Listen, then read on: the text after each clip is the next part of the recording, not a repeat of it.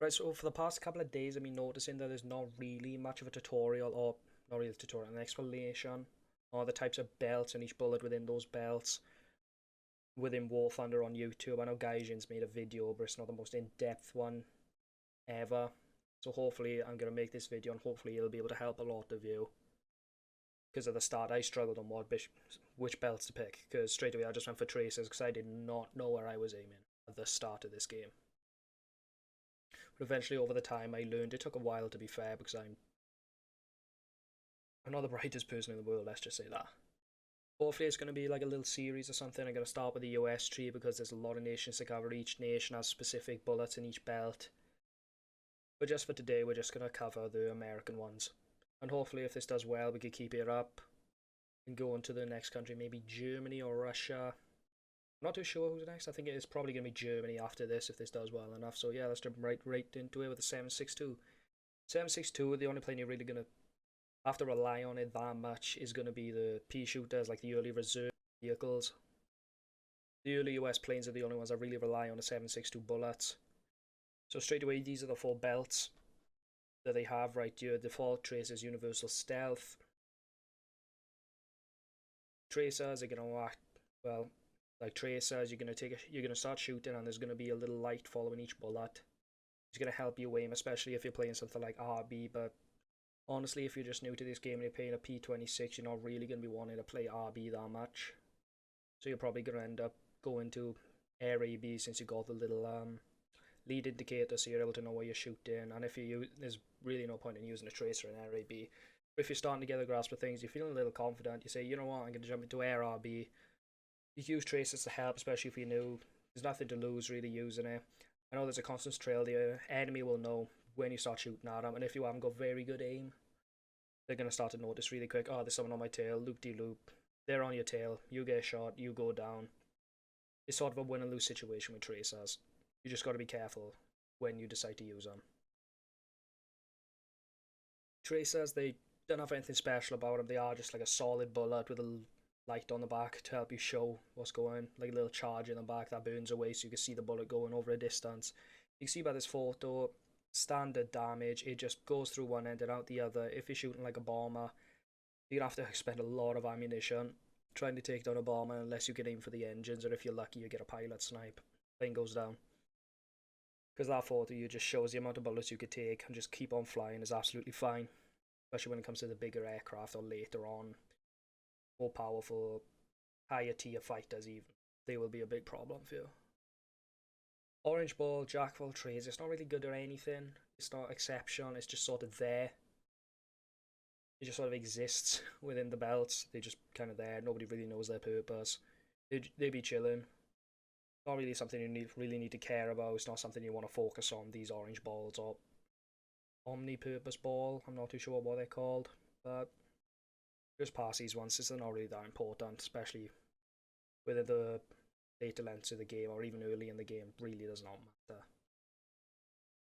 Armor piercing rounds, you're probably thinking, oh, armor piercing, if I'm playing ground RB, I'll be able to go after tanks. No, not with the 7.62, not with, you're not going to penetrate anything that's got a roof above his head. Using 7.62 armor piercing rounds, it's just not going to happen. You get a better chance of taking down the rock with 100 toddlers than penetrating the roof of a tank with a 7.62 armor piercing round. Just not a wise choice to take it out. They can be helpful in certain situations if you're going after bombers or planes with a bit more armor, like a Stuka, which has a more heavily armored cockpit for the pilots, so they can take more shots, obviously, since they're going for the ground targets and they're going to get shot at. Armor piercing can kind of help, could potentially go through the fuselage into the back plate and potentially damage or even kill the pilot if you're lucky, because everybody wants to get that pilot snipe. Nice, quick, easy kill, no worry about it, go find your next target. Incendiary is sort of like it's the go-to air-to-air round you're going to want within this game. It's got a little charge inside of it that explodes whenever your bullet makes contact with the wood, canvas, steel, whatever part of the plane. It'll explode on contact and will cause a lot more damage to the aircraft when it hits it. It's the bullet that everybody wants, everybody needs. It's the one you just want to go for if you're going to go for air-to-air targets. Now moving on to the 50 cals, there's two sets of belts you could get for 50 cals. There's this group of belts I call the early belts because they're on earlier aircraft like the P-40 Warhawk. They're pretty much just like the 7.62's big brother, these versions of the 50 cal belts. Work the same way. They've got a tracer one that's pure tracer, no incendiary rounds in it. Universal belt, sort of a jack of all trades one. Stealth belt, won't be able to see a thing. It's for more of the experienced players, but I think when you're going on a bit, you might get better. You think I'm feeling confident, use a stealth belt, it's got the incendiary bullet. Maybe I'll be able to do some more damage without them even knowing. When it comes to ground targets though, this is where the 50 calibers shine, especially in like the 2.3 to 3.3 tier. They could cause devastation to Italy, UK if there's ever a mixed allies axis soup within the game, because it's really rare to come against the British. If you're going against the Germans, especially, the Panzer III and Panzer IV are such easy pickings for 50 calibers when you're playing ARB. The amount of damage you can cause with a straight for 50 caliber bullets against something like a Panzer IV F2, which is pretty much the backbone of German 3.3, is absolutely devastating. So if you're going to feel like a bit of ground pounding, even though you don't really have a also ground attack aircraft, you could take a P-40 or the I think it's the A-10 or the A-30, I'm not too sure. It's pretty much a Mustang prototype that was made for ground attack roles. It's going to be great for taking out those low tier German or Italian tanks, or Japanese will get absolutely devastated by these 50 caliber rounds. You can see all this is pretty much the same thing. Tracer, you can see where the bullets go in. Orange ball, nobody cares. Armor piercing goes through armor, but it's actually useful this time since the bullet's bigger and it's got more velocity. Incendiary is going to cause a lot more damage since it's a bigger bullet, so it's going to have a bigger explosive charge within said bullet. But these are the belts you just have to deal with when it comes to early American aircraft. They're not that good. The only benefit of these belts, you could say, is you could throw a lot of them down range, especially with the amount of 50 cals you got. Say on a P-40 you got 6 of them, so if you throw enough let down range, it's going to hit something. The late belts, these are the best belts you could ever ask for when you're using 50 cals, especially in planes. The red/yellow ones are armor piercing incendiary tracer bullets. These tracer rounds are what people a lot of the time go for, especially if they want to ensure that kill, especially on a bomber, and get that fire going and make sure they can't put it out. If they do, go back for another run, set them on fire again, because the amount of times I've been hit by a P-47 by, say, one bullet, and I burst into flames and I just die and I just give up. I let go of my mouse and keyboard and say, well, that was fun. Because the amount of damage these incendiary tracer bullets can cause with the late American 50 cal belts are just absolute devastation.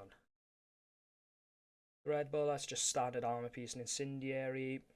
Not much difference between them and the other type of incendiary rounds here. Still got the armor piercing one, still devastating a ground pounding. Especially if you're going to pick something like a P-47. Once again, you just got your standard blue incendiary rounds. If you're going to pick a belt, you just want to go for air targets, you don't want to give away your position the whole time, I'd say go for the universal belts. But if you just don't care when or where they see you, use tracers, they're brilliant. Ground targets, use the ground target belt, or even the default belt since it has more armor piercing rounds. That can help you greatly if you're using something like a P-7. 20mm cannons are sort of a give and take when it comes to the US planes, because 50 caliber, since there's so many of the bullets, it could cause a lot of damage and a lot of fires, especially with those armor piercing incendiary tracer rounds.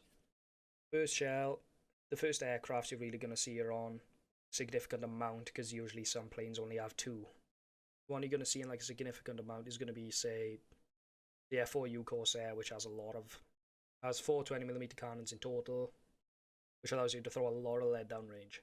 Only one of the downsides of using a cannon is there's not going to be a lot of bullets as much. If you've got fast firing cannons, you're going to run out very, very quick.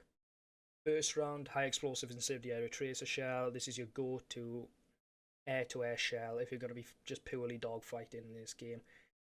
The only real problem with these is they just tend to spark and cause no damage to the plane, and this has always been a frustration throughout the whole community. If you keep getting sparks, don't let it get you down. It'll eventually work in your favour. a lot of the time this game is just a game of chance, even though you can have the advantage in every way possible. You can spray about 20 rounds into an aircraft and all it'll do is spark and you'll just get circled around and killed. Why? Because fuck you. We're gaijin, bitch. Armor piercing rounds. If compared to the 50 cals, 50 cals are better. Not 100% within penetration values, because I'm sure the American 20mm cannons have a better armor piercing round than the 50 cals, but the cannons are a lot more slower firing and they are much harder to aim because they like to spread a lot, cannons do. So if you're going in on 4 runs and you've only took out 1 crew member of a Panzer IV or something, you just start to give up. But with the 50 cals, you could just keep spraying and spraying and spraying. Just the amount of lead going down range is just going to make up for any inaccuracies or lack there of penetration. So if you're going to go for ground targets, pick something with 50 cals because it's just got a better chance of going through and causing actual damage to the vehicle instead of just being a nuisance. 37mm cannon, you're going to find this on like the Aero Cobra or the other versions of the I think it's another version of the P39. These 37mm cannons, they only fire high explosive incendiary tracer shells because they were built just to take on planes. I wish there was an armor piercing shell so it'd be much better at ground pounding. Then again, you do have 250 cals, which can make up for it in a small amount, but then again, you only have 400 bullets, so what are you going to do? Great cannon and round if you're going to be going pure dogfighting or even bomber hunting, because the amount of mass within that shell is going to cause a lot of damage to enemy aircraft. Another gripe with the 37mm cannon and these targets in general, once again, they like to spark. You can shoot someone 3 times and all they will do is spark and cause almost no damage to the enemy aircraft. Now with something like a P39, you've only got 30 rounds of the thing, you need to be very sparing with it. And if your aim isn't that good, then God help you, because all you got left is 250 cals and a 7.62s. That is not going to be much help for you at all, especially in later BRs. Last but not least, the 75mm cannon, you're going to see this on like the PBJ or an XA38 Grizzly. The starting belt is, well, it's a soup of ground targets and armor piercing and armor targets. You might think ground targets means armor piercing, but it's actually high explosive for some reason. I don't know why, but then again, still, it doesn't really matter at the end of the day. Default belts are very frustrating to use because if you're going for a ground target, you've got it lined up nicely, your cannons are the right direction, you fire, you get a good hit on it, fire again, and there's a high explosive shell and your chance is gone. That's the one gripe I have about 75mm cannon on the PBJ or the XA38. If you pick defaults, it's really not going to work in your favour. If you're trying to do ground targets, it's only going to put you at a massive disadvantage and it's not going to help you in the long term of the game. So when it comes to something like the 75mm, decide what you're going to do. Pick the ground targets if you're going to go for aircraft because it's a high explosive shell. If you're going to go for ground targets, pick the armor targets. It's stupid that it's back to front, I know. Don't ask me. But the good thing about the 75mm cannon is this armor piercing shell's got a high explosive in it. So it sort of works like your standard Sherman M61 shell. Goes into the vehicle, explodes, causes much more damage than a standard armor piercing shell, which just goes through one end of the tank and out the other. This armor piercing high explosive can give you a massive advantage when it comes to dealing with ground targets, and you could be an absolute nuisance and devastation to the enemy team. And in the right hands, you could just win the game outright when you jump into a PBJ or a Grizzly if there's no fight to support, or an experienced guy using an Ostwind or a wind. Right, so that's just one nation of many. There's like 8 more to go through in the game. If this video does well, I'll probably cover the other nations. There's a lot to go. The next one's definitely going to be Germany because I just want to go in order on the tech tree. I can't be bothered to get confused or whatever. So I have to go in game and make sure I get every single gun right. And make sure I don't get my guns mixed up and my nations mixed up. So yeah, if you enjoyed the video, give it a like. If you didn't, dislike it. Who cares? Doesn't matter to me at the end of the day. I'm just trying to make some content that'll help others who are just getting new to War Thunder, or even some that are more experienced. And who knows, hopefully it'll help improve the game overall for anybody who's watching. See you in a bit.